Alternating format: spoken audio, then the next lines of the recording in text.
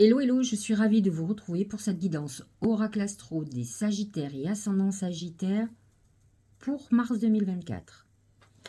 Les planètes en Verseau sont dans votre maison 3 et représentent tout ce qui est communication. C'est un moment où vous pourriez avoir des idées assez fulgurantes. Vous allez rentrer dans un enthousiasme extraordinaire avec des idées nouvelles, innovantes. En tout cas, le Verseau va exacerber votre créativité et vos idées avant-gardistes. Vénus sera positionnée dans cette maison 3 jusqu'au 11 mars. C'est le bon moment pour aller sur les réseaux sociaux, pour vous inscrire sur un site de rencontre, pour accepter les invitations. On peut faire une rencontre par le biais de l'amical ou de tout ce qui est lié à la communication et entre autres tout ce qui concerne la rencontre par un biais un peu à part, invitation, internet, tout ce qui est communication. Mars euh, va rejoindre Vénus à un moment donné, il y a cette conjonction Vénus-Mars, mais va être en Verseau jusqu'au 22 mars. Et bien sûr, Pluton est positionné dans cette maison qui va amener justement tout ce qui concerne l'idée, la communication, la volonté peut-être de se former. Vous rentrez dans une phase où vous pourriez faire des formations particulières qui amènent des nouvelles perspectives nouvelles. Vous pourriez être très visionnaire en la matière. Alors, bien entendu, on va rentrer dans la saison du poisson au moment où je fais cette vidéo. Et effectivement, alors le 19, j'ai dit partout le 18, mais le 18, c'est pas chez nous, mais le 19, c'est Paris, France, enfin en tout cas au moins la France. Et donc, le soleil va rentrer dans le poisson, on démarre la saison, et chez vous, c'est la maison 4. Et en fait, cette maison 4, c'est la maison du foyer, le lieu où vous vivez, c'est votre famille. Donc, la famille, parents, frères, sœurs, etc. Mais la famille aussi que vous avez créée, mari, femme, enfants, etc. Donc, vous allez avoir ce foyer, cette famille qui va être mise en avant. Identiquement le lieu de vie, l'endroit où l'on vit, qui peut être amené. Alors, soit vous allez avoir envie de changer de lieu de vie, le rénover, le transformer, faire des réparations, l'améliorer. On est dans une configuration quand même de changement et de déménagement avec une vision d'avenir. On sait ce qu'on veut, où on veut aller. Ça peut être aussi un rapprochement avec quelqu'un de la famille aussi. C'est-à-dire qu'on prévoit par exemple un lieu de vie où on prend quelqu'un de la famille pour s'en occuper. Par exemple, un père, une mère, un enfant. Voilà, on est dans cette configuration. Mercure est dans le poisson jusqu'au 10 mars, et donc effectivement va vous préoccuper d'autant plus à ce sujet. Vénus va rentrer dans cette maison, alors elle n'est pas obligatoirement hyper love-love, mais par contre elle peut amener la volonté d'agrandir la famille, par exemple. Donc c'est automatiquement, alors c'est pas obligatoirement la passion, mais ça amène quand même beaucoup d'amour, de chaleur, et peut-être la volonté de faire un enfant au niveau du foyer. C'est aussi des rapprochements familiaux, ou des moments où on se voit beaucoup plus, où on prend des nouvelles, on se chouchoute, vous voyez, c'est ça. Où on prévoit de faire des repas de famille, de se réunir, de se retrouver. Il y a ce côté chaleureux et bienveillant que Vénus apporte. Et d'autant plus en poisson, qui est quand même le signe de l'amour universel. Pas l'amour tout court, l'amour universel, c'est peace and love, on aime tout le monde, donc d'autant plus les proches et la famille. Mars est dans cette maison 4 à partir du 22 mars, puisqu'elle était en Verseau avant, et donc va vous pousser d'autant plus à l'action par rapport à des projets familiaux.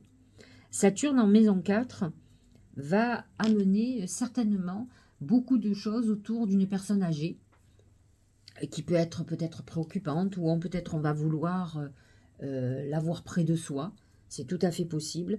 Saturne amène la responsabilité familiale. Vous pouvez vous retrouver un peu propulsé comme chef de famille, à être obligé de prendre des décisions, peut-être même par rapport à pas qu'à une personne âgée. Ça peut être, c'est l'autorité Saturne, hein, c'est la restriction aussi, mais c'est aussi les prises de décision qui peuvent ne pas être faciles, mais qui sont autoritaires et donc, mais qui sont responsables.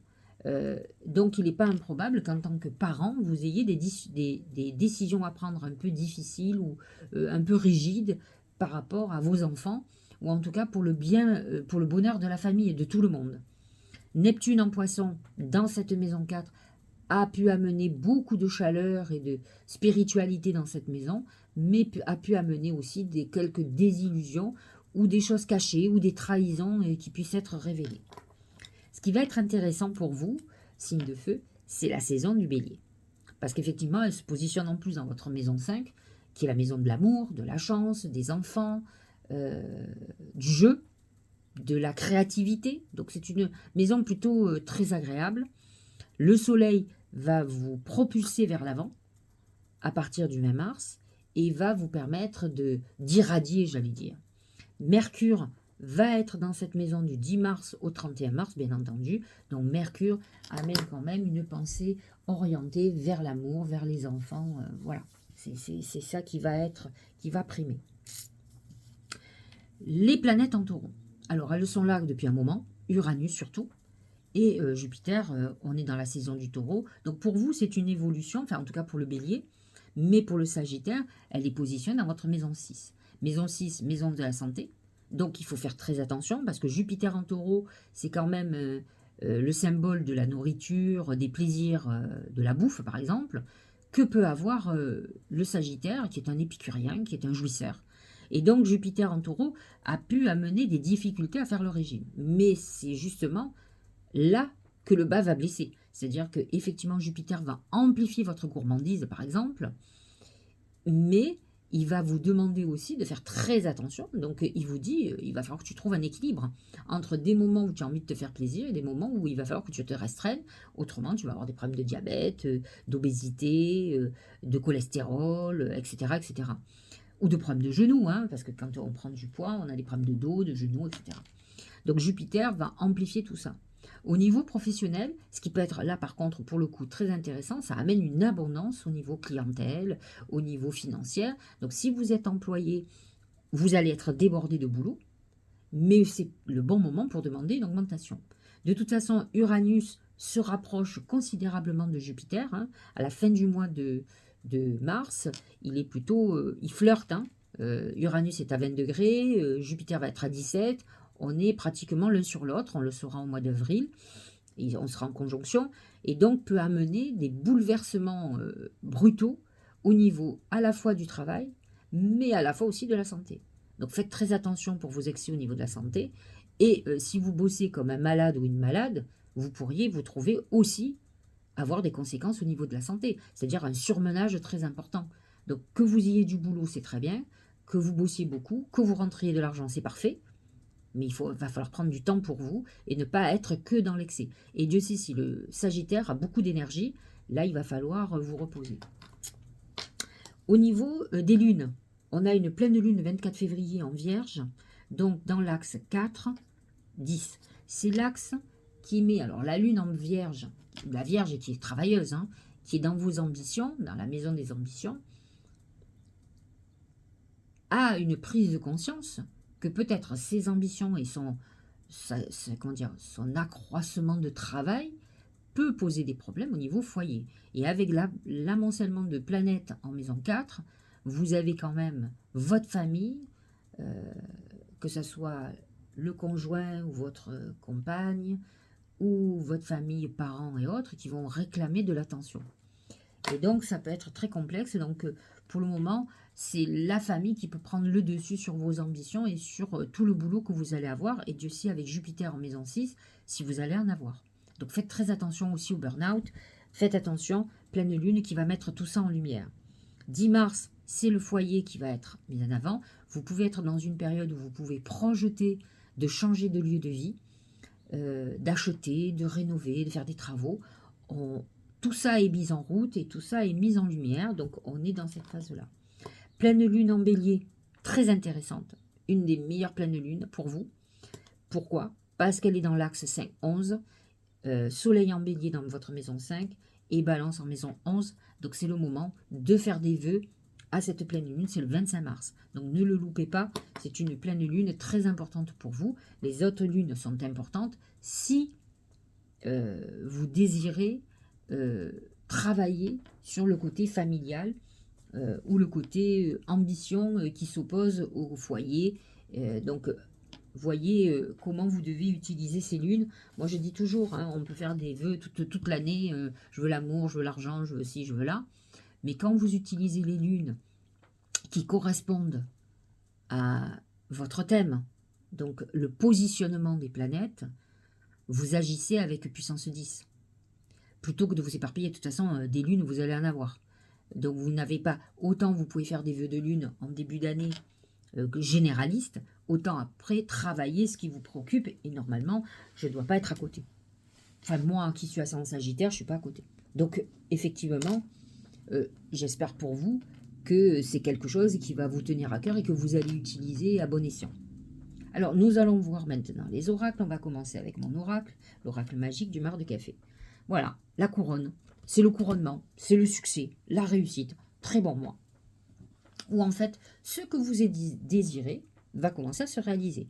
Peut-être est-ce les vœux des autres mois qui commencent à prendre forme pour vous. Donc, on est dans le succès total.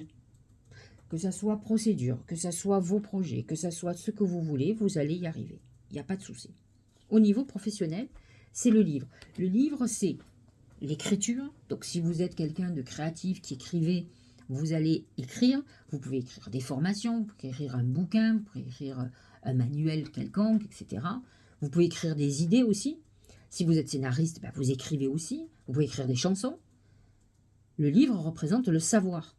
Vous êtes peut-être dans une période où vous prenez des cours, vous lisez énormément. Vous avez envie d'écrire un livre, donc vous êtes peut-être dans le moment où vous voulez éditer.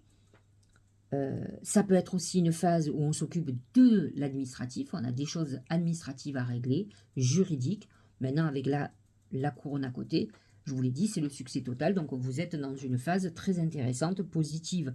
Le livre amène aussi, dans le travail, la possibilité, effectivement, à la fois de reprendre des études, de se former, de former les autres, mais aussi, on est dans une période où on peut vouloir monter une société, régler des choses administratives. On est là-dedans. Hein. C'est quelque chose qui se met en forme. Au niveau de l'amour, c'est les escaliers. Vous êtes dans une période où, si vous avez démarré une histoire, vous êtes dans une période crescendo, où les sentiments augmentent, on s'aime plus, l'évolution de la relation se fait. Alors peut-être tranquillement, mais elle se fait sûrement. On est dans une progression au niveau sentimental. Si vous étiez dans une période de guérison amoureuse, vous allez de mieux en mieux et bientôt vous allez vous ouvrir à pouvoir aller vers quelqu'un, à vouloir rencontrer. L'amas de planètes en maison 4 fait que c'est aussi notre intérieur personnel, c'est-à-dire qu'on peut être aussi dans un moment introspectif de guérison, mais on va de mieux en mieux et on va avoir envie de s'ouvrir, d'autant plus qu'on va rentrer bientôt à partir de fin mai dans l'année du Gémeaux, qui est une année automatiquement importante pour les Sagittaires, les ascendants Sagittaires, mais on en reparlera plus tard. Au niveau santé, c'est beaucoup moins bon. Vous voyez, c'est le rat. Le rat représente la maladie. Donc, il faut que vous fassiez très attention. Le rat, en plus, représente tout ce qui est cancéreux. Donc, je ne dis pas que tous les Sagittaires sans Sagittaires ont du cancer. Mais il faut que vous fassiez très attention à votre santé. Je vous l'ai dit, vos excès ou quel que soit le problème. Mais les excès de sport, hein, on peut se faire mal aussi. Donc, attention, il y a quelque chose, une épée de Damoclès au-dessus de votre tête. Donc, à vous de régler le problème et d'être vigilant. Alors, j'ai demandé comment la chance allait se manifester. C'est très surprenant ce que je suis en train de voir. C'est le corbeau. Alors, j'ai envie de vous dire que le corbeau, c'est une mauvaise nouvelle. C'est aussi quelqu'un qui rôde autour de vous, qui est négatif. Et je pense que la chance, ça peut être aussi de découvrir qui sont ses ennemis. Non pas pour se venger, mais pour savoir où ils sont et de les avoir un petit peu à l'œil. Moi, je ne suis pas du style à les avoir à l'œil. Ils sortent de ma vie. Mais malgré tout, le corbeau, c'est quand même quelqu'un de très néfaste. Donc, voyez quand même ce mois-ci qui va se manifester, ce qui va se passer, ce qu'on va vous dire, comment ça va fonctionner. Il faut que vous fassiez attention et peut-être, pourquoi pas, éliminer ce genre de personnes. La diminution. Alors, j'ai envie de vous dire que la diminution, c'est un peu l'opposé du Sagittaire. Le Sagittaire, c'est l'augmentation, c'est monsieur et madame plus du zodiaque, hein, je le dis tout le temps. Déclin, réduction, frugalité, contraction, lâcher prise, moins égale plus, ingéniosité et sacrifice. Bah, c'est ce que je vous dis, c'est un peu le sacrifice comme le régime, quoi. On vous dit qu'il va falloir que vous vous limitiez. Et que si vous ne le faites pas, vous allez vous retrouver dans une situation de restriction qui va vous être imposée. Donc ça peut être très compliqué.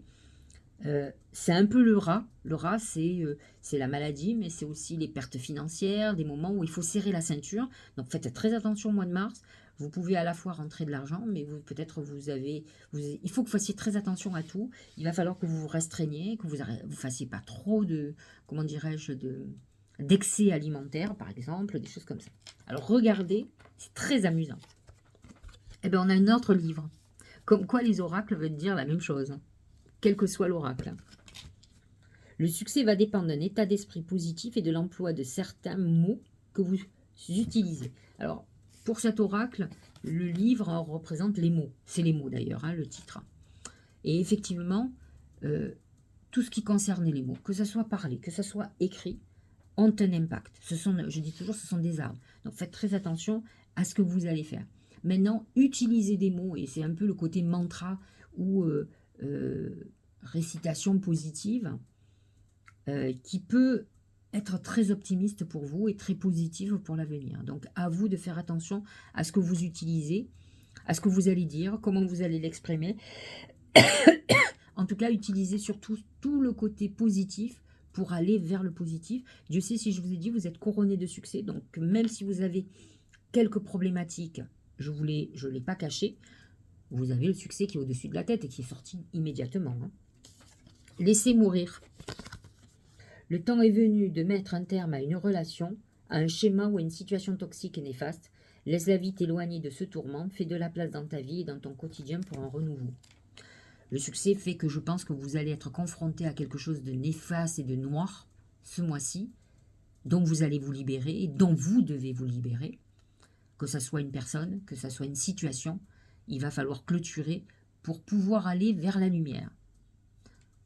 J'ai envie de vous dire que si c'est un problème juridique, vous avez le succès. Si c'est un problème financier, vous allez trouver l'argent pour payer. Si c'est amoureux, vous allez pouvoir vous libérer et vous rencontrerez quelqu'un d'extraordinaire derrière. Donc, surtout, n'hésitez pas.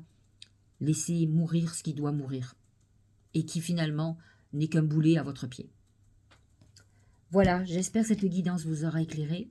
Je vous souhaite un très très bon mois de mars. Je vous dis à très bientôt et je vous embrasse.